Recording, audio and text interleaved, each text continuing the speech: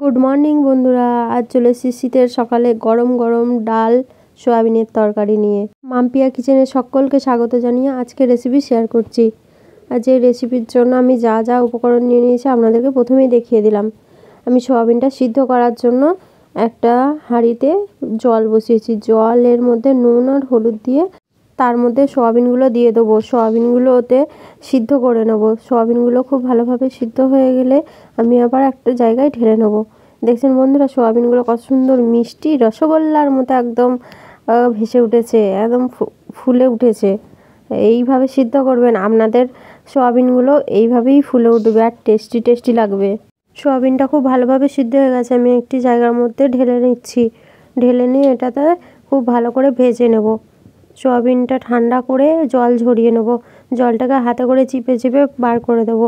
গ্যাসের ওভেনের ওপর একটা কড়াই চাপিয়ে দিয়েছি। কড়াইয়ে তেল দিয়ে গরম হয়ে গেলে তার মধ্যে আমি সয়াবিনগুলো দিয়ে দেবো। সয়াবিনগুলো খুব ভালো করে ভাজতে হবে, লাল লাল করে ভেজে নেবেন। সয়াবিনগুলো যত ভাজবেন তত দেখবেন কালারটা ভালো আসবে।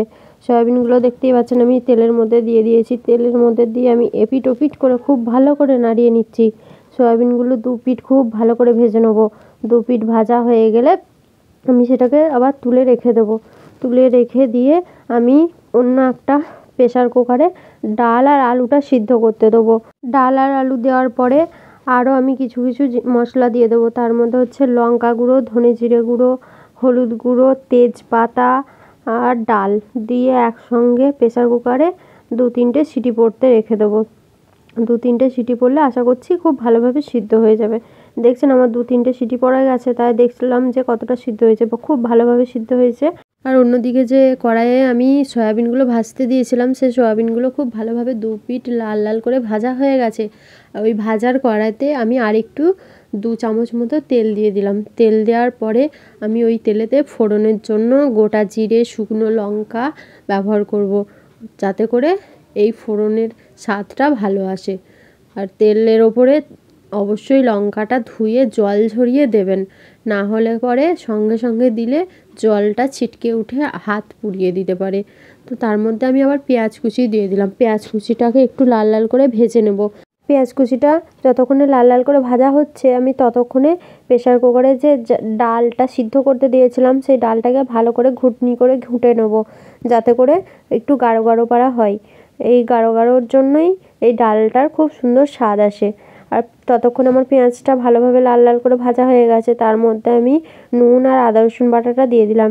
আদা রসুন বাটা দেওয়ার আগে তেলের ওপর যদি একটু নুন দিয়ে দেওয়া হয় তাহলে আদা রসুনটা খুব একটা ছিটকে ছিটকে আর ওঠে না, তাই আমি আগেই নুনটা দিয়ে দিলাম। তারপরে আদা রসুন বাটাটা দিয়ে খুব ভালো করে কষিয়ে নিলাম। আদা রসুনের কাঁচা গন্ধটা চলে গেল।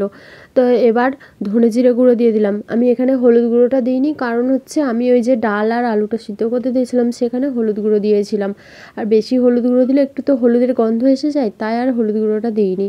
তার মধ্যে শুকনো লঙ্কার গুঁড়োটা দিয়েছি। দেওয়ার পরে আমি সয়াবিন ভেজে রাখাগুলো ওর মধ্যে দিয়ে দিয়েছি। সয়াবিনগুলো ওর মধ্যে ভালো করে কষিয়ে নেবো। সয়াবিনগুলো ভালো করে কষানো হয়ে গেলে আমি সিদ্ধ করে রাখা ডাল আর আলুটা ওর মধ্যে দিয়ে দিলাম। ওর মধ্যে দিয়ে খুব ভালো করে কষিয়ে নেবো। ভালো করে কষিয়ে কষিয়ে ওর মধ্যে থেকে যে তেলটা ছেড়ে আসবে, তারপর আমি একটু ওই প্রেসার কুকারে জলটা বলিয়ে আবার একটু দিয়ে দেবো। দেওয়ার পরে আমি এইটাকে খুব ভালো করে ফুটাবো। ফোটানো হয়ে গেলে আমার একদম ডাল সয়াবিনের তরকারি রেডি। আমার মাম্পিয়া কিচেন চ্যানেলটিকে অবশ্যই সাবস্ক্রাইব করবেন, সাথে আমার এই ভিডিওগুলোকে লাইক কমেন্ট শেয়ার করে অবশ্যই আমার পাশে থাকবেন। আর গরম গরম আমার ডাল সয়াবিনের তরকারি একদম রেডি।